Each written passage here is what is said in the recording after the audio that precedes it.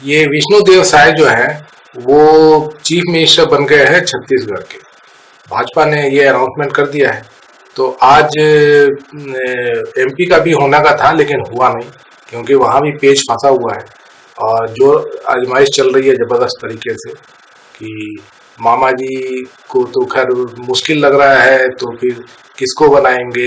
सिंधिया के बारे में बात हो रही है तो फिर तोमर खड़े हैं, उधर में कैलाश विजयवर्गीय खड़े हैं और भी जो नेता है बड़े बड़े, चाहे वो सांसद रहे थे और चुनाव लड़ लिए या पुराने नेता और भी जो लाइन में लगे हुए थे।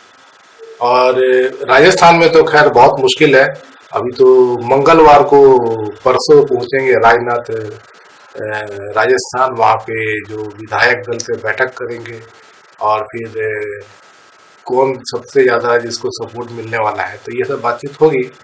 तो राजस्थान में तो अभी मामला सुलटा नहीं है, एमपी में भी पेच फंसा हुआ है, तो छत्तीसगढ़ में एक ये बन गया है।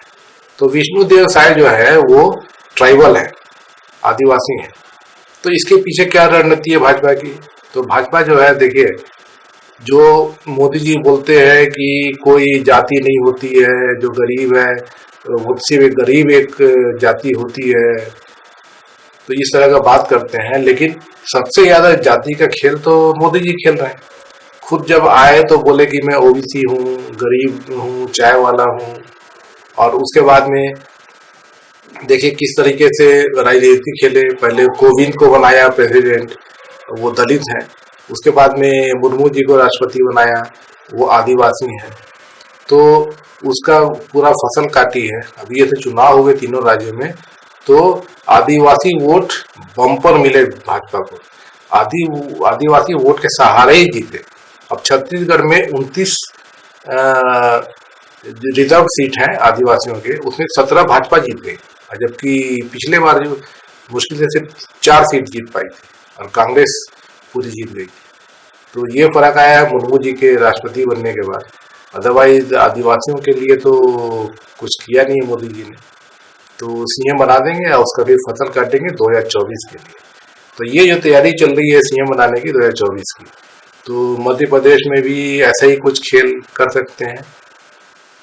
संभावना पूरी है, क्योंकि मध्य प्रदेश में देश में सबसे ज्यादा अगर आदिवासी हैं नंबर के हिसाब से तो वो मध्य प्रदेश में, और छत्तीसगढ़ में करीब 29% आबादी जो है वो आदिवासियों की है। तो अब आगे जो है भाजपा तो अपना खेल खेल रही है। जात जो है वो सबसे आगे भाजपा लेके आती है। मोदी जी जो अपने मंत्रिमंडल में 29 पिछड़े वर्ग के हैं वो अपना पूरा नुमाइश करवाते हैं, और अभी आदिवासी सीएम बना के इसकी नुमाइश करवाएंगे। तो कांग्रेस और विपक्षी दलों का फिर क्या रणनीति होगा इसके बाद? जाति तो खेलना पड़ेगा, बिना जाति के तो काम चलता नहीं है। वोट तो जातीय पर ही पड़ता है देश में। तो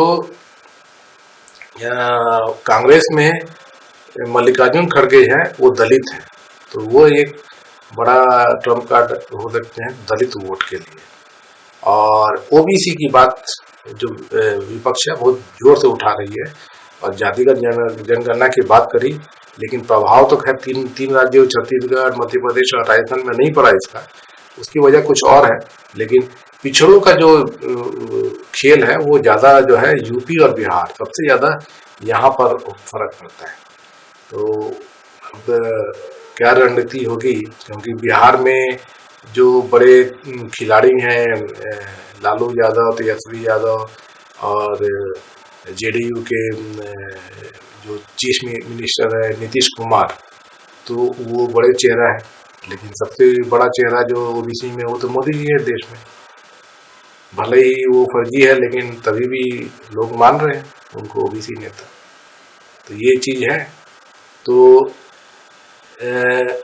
ओबीसी जो खेल है वो कैसे होगा, लेकिन ये मतलब यूपी बिहार में तो खेलना ही पड़ेगा। ओबीसी जो है सबसे बड़ा जो खेल होता है यूपी बिहार में होता है, तो वहाँ तो खेलेंगे।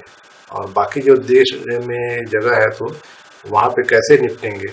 वैसे तो ओबीसी देखा जाए तो अशोक गहलोत भी हैं, और ये सिद्धारमैया भी है कर्नाटक से, और छत्तीसगढ़ से भूपेश बघेल भी थे।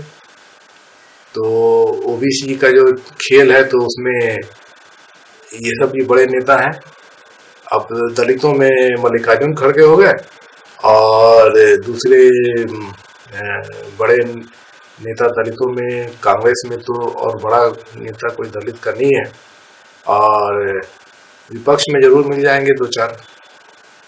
और आदिवासियों को लेके अब विपक्ष भी थोड़ा सोचेगा, क्योंकि विष्णु साय को जैसे यहाँ बनाया है तो विपक्ष को भी इसका तोड़ ढूंढना पड़ेगा। तो विपक्ष के पास में आदिवासी जो चेहरा है तो उनके बारे में बात की जाएगी, उनमें से किसी को कैंडिडेट खड़ा किया जाएगा अच्छी अच्छी जगहों पे, ये हो सकता है। लेकिन मोदी जी ने अच्छा कार्ड खेला है ऐसा दिखता है। तो खासकर ध्यान जो है छत्तीसगढ़ का 2024 के चुनाव के लिए, क्योंकि छत्तीसगढ़ में बताया 29% आदिवासी हैं। तो यहाँ से वोट जो बटोरने का ये चलेगा। यहाँ 11 सीट है जो लोकसभा के, छत्तीसगढ़ में 11 सीट है। तो पिछले बार 9 जीते थे, इस बार इनका टारगेट है पूरे 11 जीत जाए। और एमपी में भी मामा जी जो है वो निकले हुए मिशन पे कि पूरी की पूरी सीटें एमपी की भाजपा ले जाए लोकसभा चुनाव में। तो वहाँ भी ऐसे कुछ चलेगा। राजस्थान की बात अलग है, राजस्थान में अभी जो खेल चल रहा है वो अलग टाइप का है, तो वहाँ पे क्या होगा। लेकिन एक चीज़ है कि विपक्ष भी जो है इसके बारे में जरूर फिर इसका तोड़ निकालेगा, और कोशिश करेगा कि इनका कैसे विफल किया जाए, इनका जो खेल भाजपा का जो चालू हुआ है। तो देखते हैं क्या होता है। तो अभी फिलहाल तो भाजपा बाजी मारती हुई दिख रही है, तो उसका जवाब भी विपक्ष को ढूंढना पड़ेगा।